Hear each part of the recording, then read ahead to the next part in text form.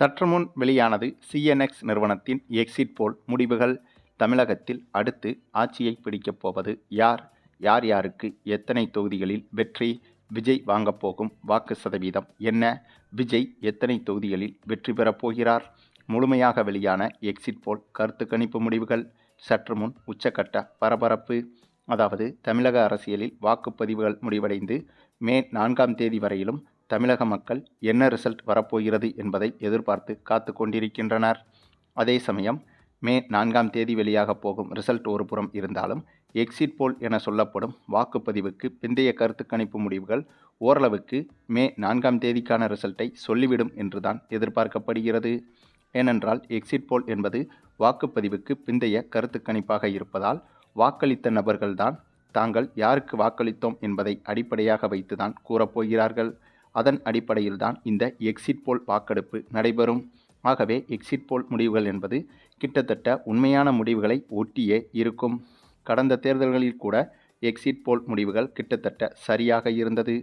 அந்த வகையில் தற்போது இந்த தமிழக சட்டமன்ற தேர்தலில் யார் ஆட்சி அமைக்கப் போவது, யார் முதல்வராகப் போவது, யாருக்கு எத்தனை சதவீதம் வாக்குகள் கிடைக்கும், குறிப்பாக இந்த தேர்தலின் மையப்புள்ளியாக இருக்கும் விஜய் வந்துட்டு எத்தனை தொகுதிகளில் வெற்றி பெறுவார், எத்தனை சதவீதம் வாக்குகளை பெறுவார் என்ற அந்த ஒரு துல்லியமான முடிவுகள் தற்போது இந்த ஒரு கருத்து கணிப்புகளில் வெளியாகி இருக்கிறது. அதிலும் இந்த முறை பெருவாரியான தேர்தலுக்கு முந்தைய கருத்து கணிப்புகளில் திமுக தான் வெற்றி பெறும் என்று பல கருத்து கணிப்புகள் கூறி வந்தது. அதேபோல என்னதான் விஜய் என்ற அலை தமிழக சட்டமன்ற தேர்தலில் வீசினாலும் எப்போதும் போல முதல் 2 இடத்தில் திமுக அதிமுக கட்சிகள் தான் இருக்கும் என்றும் கருத்து கணிப்புகளில் வெளியாகி வந்தது. அதாவது முதல் இடத்தில் திமுகவும் 2வது இடத்தில் அதிமுகவும் இந்த சட்டமன்ற தேர்தலில் வாக்கு சதவீதத்தை பிடிக்கும் என்றுதான் வாக்குப்பதிவுக்கு முந்தைய கருத்து கணிப்புகளில் பெரும்பாலான கருத்து கணிப்பு நிறுவனங்கள் கூறி வந்தது. இந்த நிலையில்தான் அப்படிப்பட்ட சூழலுக்கு மத்தியில் வாக்குப்பதிவு தொடங்கியது. இந்த வாக்குப்பதிவின் போது தமிழகம் இதுவரை பார்த்திராத ஒரு சம்பவத்தை முதல் முறையாகவும் பார்த்தது. 85% அதிகமான வாக்கு வங்கியை தொட்டது தமிழக அரசியல். தமிழக அரசியலில் இது எஸ்ஐஆரால் தான் இவ்வளவு வாக்கு சதவீத வித்தியாசம் என்று சிலர் கூறினாலும் அது அவர்களது அறியாமையை தான் காட்டுகிறது. அதற்கு எவ்வளவோ உதாரணங்கள் சொன்னாலும் கூட ஒரு முக்கியமான சிறிய உதாரணமே இதற்கு எடுத்துக்காட்டாக இருக்கும். எஸ்ஐஆர் என்பது இந்த தேர்தலில் புதிதாக வந்ததே கிடையாது என்பதை அனைவரும் புரிந்து கொள்ள வேண்டும்.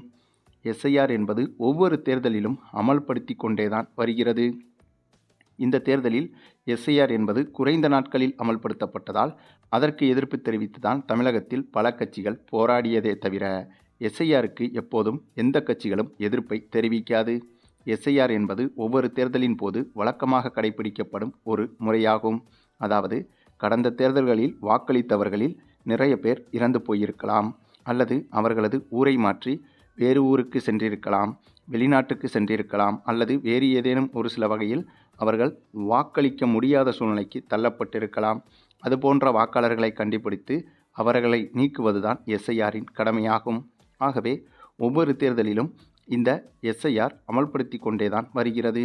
அதே சமயம் இதற்கு முன்பு தமிழக அரசியலில் எத்தனையோ முறை ஆன்டி இன்கம்பன்சி என சொல்லப்படும் ஆளும் கட்சிக்கு எதிரான அலை என்பது உச்சகட்டமாகவே இருந்திருக்கிறது.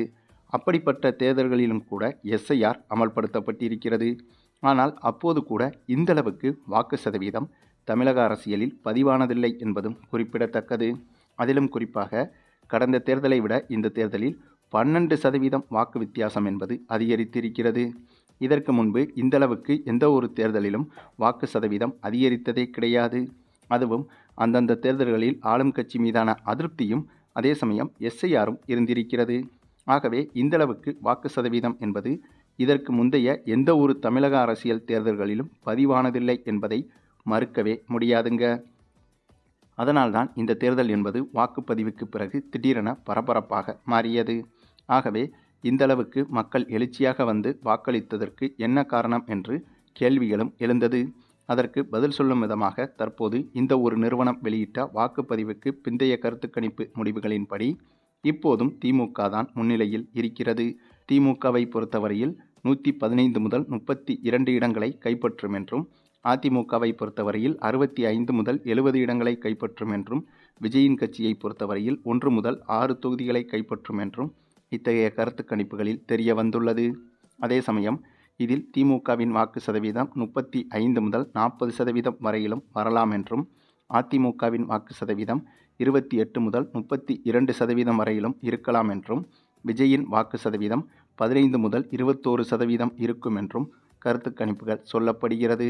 ஆகவே வாக்குப்பதிவுக்கு முந்தைய கருத்து கணிப்புகளிலும் சரி, வாக்குப்பதிவுக்கு பிந்தைய இதுபோன்ற கருத்து கணிப்புகளிலும் சரி, இந்த முறை ஆட்சி அமைக்கப் போவது திமுக தான் என்பதில் எந்த ஒரு சந்தேகமும் இல்லை.